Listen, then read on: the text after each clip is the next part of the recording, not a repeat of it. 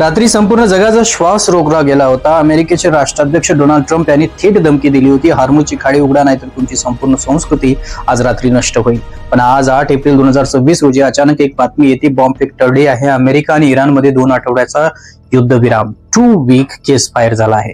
गेले 40 दिवस हे जग तिसऱ्या महायुद्धाच्या उंबरवठ्यावर उभं होतं, त्याला अचानक ब्रेक कसा लागला, यात पाकिस्तानने मध्यस्थी का केली आणि सर्वात महत्त्वाचं, या 40 दिवसाच्या युद्धामुळे तुमच्या घरातला गॅस सिलेंडर आणि पेट्रोल पंपावरचे भाव कसे भरडले गेले। नमस्कार, मी विजन बोलतोय, विजन 360 मराठीमध्ये आपल्या सर्वांचं स्वागत आहे। 8 एप्रिल पर्यंत जगाच्या नकाशावर जो रक्ताचा खेळ आणि तेलाचा व्यापार चाललाय त्याचं ऑपरेशन करणार आहोत।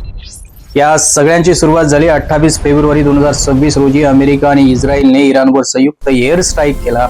या मोहिमेला नाव दिलं गेलं ऑपरेशन एपिक फ्युरी। या हल्ल्यात फक्त लष्करी तळ उद्ध्वस्त झाले नाहीत, तर इराणचे सर्वोच्च नेते खॉमेनेई मारले गेले।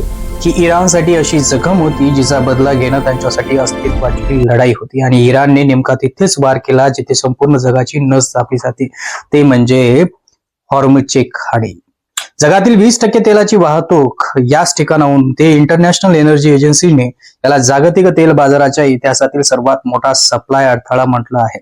इराणने खाडी ब्लॉक केली, जहाजावर हल्ले केले। आतापर्यंत 9 टगबोट बुलेटिने, 16 व्यापारी जहाजांचे नुकसान झाले आणि 12 खलाशी बेपत्ता आहेत। जगातील 20% तेल आणि हजारो टन लिक्विफाईड नॅचरल गॅस समुद्रात अडकून पडला। ब्रेट फ्रूक ऑइलचे भाव एका रात्रीत 13% वाढून $80 ते 120 पुढे गेले। तुम्हाला तुमचा सिलेंडर वेळेवर का मिळत नाहीये? कारण तो गॅस हॉर्मुजच्या खाडीत इराणच्या बंदुकाच्या निशावर अडकले आहे। डोनाल्ड ट्रम्प शांत बसण्यापैकी 5 एप्रिलला त्यांनी ट्रुथ सोशल या प्लॅटफॉर्मवर एक पोस्ट टाकली। त्यात त्यांनी स्पष्ट केले, मंगळवार हा पॉवर प्लांट आणि ब्रीज डे आहे। हॉर्मुजची खाडी उघडा नाहीतर नरकात जा। ओपन द स्ट्रेट और you will be living in the hell. पण अचानक पडद्यामागे सूत्र हल्ले। इस्लामाबाद मधून पाकिस्तानमध्ये डिप्लोमॅटिक चॅनल्स वापर केला आणि आज 8 एप्रिल ट्रम्प यांनी स्वतः 2 आठवड्याच्या युद्धविरामाला मंजुरी दिली।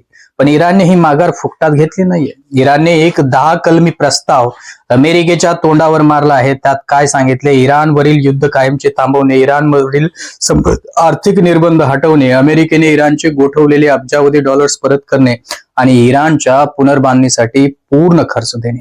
विचार करा, जो देश कालपर्यंत नेस्तनाबूद होणार होता तो आज अमेरिकेनं नुकसान भरपाई मागतोय, आणि ट्रम्प यांनी 2 आठवड्यासाठी का होईना पण हे मान्य केलंय, कारण अमेरिकेला जागतिक महागाचा भडका नकोय। आता या सगळ्यात आपला भारत कुठे आहे? जेव्हा हॉर्मुज खाडी बंद झाली तेव्हा सर्वात मोठा फटका भारताला बसणार होता, कारण भारत आपली 80 ते 90% इंधनाची गरज आयातातून भागवतो आणि त्यातील 53% तेल एकट्या मिडल ईस्ट मधून येतं। गॅस टंचाई निर्माण झाली, महागाई वाढवण्याचे चिन्ह दिसू लागले, पण भारताच्या परराष्ट्र धोरणाने इथं भारत रडत बसला नाही। भारताने थेट रशियाकडे मोर्चा वळवला। टाइम्स ऑफ इंडिया आणि वोटसक्स या ताज्या रिपोर्टनुसार भारताने रशियाकडून येणाऱ्या कच्च्या तेलाची आयात रातोरात दुप्पट केली आहे। जानेवारी महिन्यात भारताने रशियाकडून आयात कमी केली होती, पण आता भारताच्या एकूण तेल आयातीपैकी तब्बल 40% तेल एकटा रशियाकडून आहे। पण इथे एक मेख आहे, रशियाकडून तेल घ्यायचं तर अमेरिकेचे निर्बंध आडवे येणार। इथे भारताच्या डिप्लोमसीचा विजय झाला। डोनाल्ड ट्रम्प प्रशासनाने भारताला आणि जागतिक तेल बाजाराला स्थिर ठेवण्यासाठी रशियन तेल खरेदीवर, याचा अर्थ काय? याचा अर्थ असा की जेव्हा अमेरिका आणि इराण एकमेकावर बॉम्ब टाकत होते तेव्हा भारत अमेरिकेची परवानगी घेऊन रशियाकडून स्वस्त तेल खरेदी करत होता, जेणेकरून तुमच्या आमच्या घरची चूल पेटती राहील। हे आहे भारताचा नव्या परराष्ट्र धोरण। तुम्हाला वाटत असेल युद्धविराम झाला आहे म्हणजे जगात शांतता प्रस्थापित झाली? अजिबात नाही। हा युद्धविराम फक्त अमेरिका आणि इराण पुरता मर्यादित आहे। इस्रायलने पंतप्रधान बेंजामिन नेतन्याहू यांना स्पष्ट केले की हा युद्धविराम त्यांना लेबॉन मधील हिजबुल्लाह सोबत लढवण्यापासून रोखू शकत नाही, आणि त्याचा पुरावा आज जगाने पाहिला। युद्धविरामाची घोषणा झाल्यानंतर अवघ्या काही तासातच इस्रायलने लेबॉनची राजधानी बेरूत वर भयंकर हवाई हल्ले केले। AFP या वृत्तानुसार आजचे हल्ले युद्ध सुरू झाल्यापासून सर्वात भयानक हल्ले आहेत। म्हणजे आग विझलेली नाही, फक्त ती हॉर्मुजच्या खाडीतून लेबॉनच्या रस्त्यावर सरकली आहे। पुढचे 14 दिवस अत्यंत क्रिटिकल आहेत। 14 दिवसानंतर जर इराणने आपला 10 कलमी प्रस्ताव मान्य करण्यासाठी अमेरिकेवर दबाव टाकला आणि अमेरिका मागे हटली तर हॉर्मुजची खाडी पुन्हा बंद होईल। युरोपियन युनियन, कॅनडा आणि पोप लिओ यांनी या युद्धविरामाचे स्वागत केले। पण मुत्सद्देगिरीच्या या टेबलावरती कुणाचाही विश्वास नाहीये.